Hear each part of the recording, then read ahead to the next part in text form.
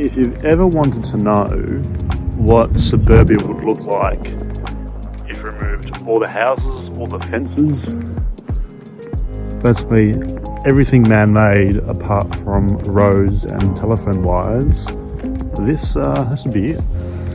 This is the red zone in Christchurch. So the main reason why I chose to come to New Zealand was because of Christchurch. And some people do not know, but back in 2010 and also 2011, there were massive earthquakes that destroyed much of the CBD and much of the residential areas around the place. And this is the effect of the earthquake in 2011, 6 months after the first initial one, and there's been many shockwaves ever since. But this area here, called the red zone, was basically decommissioned. All the houses were pulled down, but you still have telephone poles, roads,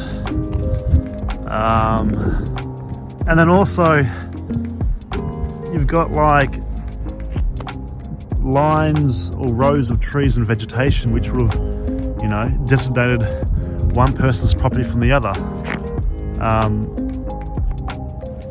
Strangely, it feels a bit eerie, but then people still use the space. So, you know, walking through here, there'll be people riding their bikes, walking their dogs, just jogging. It is quite possibly the weirdest and most fascinating landscape, human-made landscape, that I have ever seen. I can see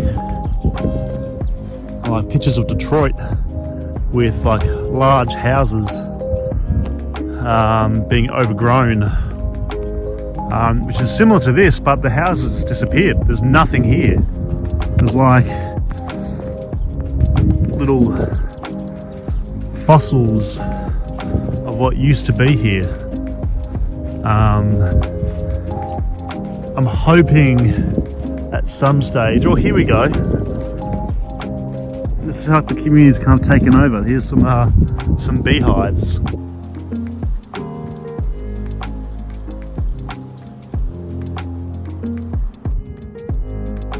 So there's Raby Street.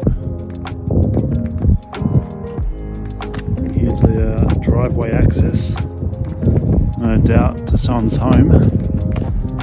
And there's probably the only foundation left, which is probably for a letterbox.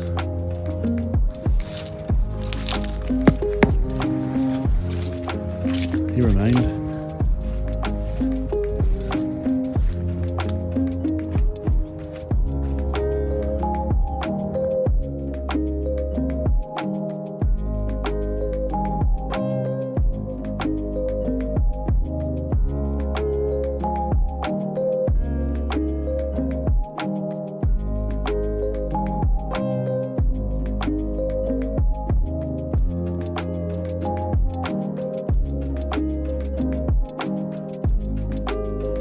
Well, as a bit of a closer for the rest of this case study video, in the preceding years since the red zone has been established, a lot has happened, and actually a lot has happened all over Christchurch. It has been absolutely fascinating to see and understand how urban governance has played its part through the city and all these spaces of its redesign, its redevelopment. There have been so many twists and turns about who has the power, who doesn't have the power, who should be involved in the process, what big ticket items should be done by government or what items should be done by the public. Just absolutely fascinating.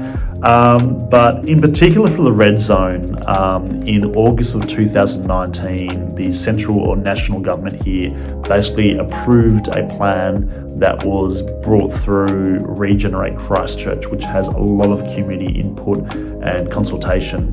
And the plan was for the, and I'm going to mess this up, the Takaro Avon River Corridor Regeneration Plan, which is basically the river that goes through the whole of the red zone.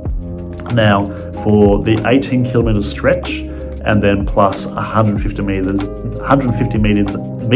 either side of the river, is going to be a whole new space that has been designed by the community, which encompasses footpaths, bike tracks, pontoons for kayaking and fishing, barbecue spaces, playgrounds, community gardens, whole revegetation areas, stormwater drainage catchment areas, like a huge undertaking. And the plan basically sets out short, medium and long-term goals that can be achieved. So it's going to be fascinating to see how this space redevelops into the future and how the community take it apart on themselves and make it who they are. It's also going to be fascinating to see the ripple effects that happens to the neighbouring areas, particularly in the eastern areas, because the eastern areas of Christchurch has been, as some have said, a bit forgotten. So by having a link that takes you from the centre of the city all the way through to the ocean via the east side residential areas of Christchurch is going to have a huge impact on the area. So yeah, looking forward to coming back in here in 5 or 10 years' time to see what has happened. But for the time being, here's just some last shots of the day exploring the red zone.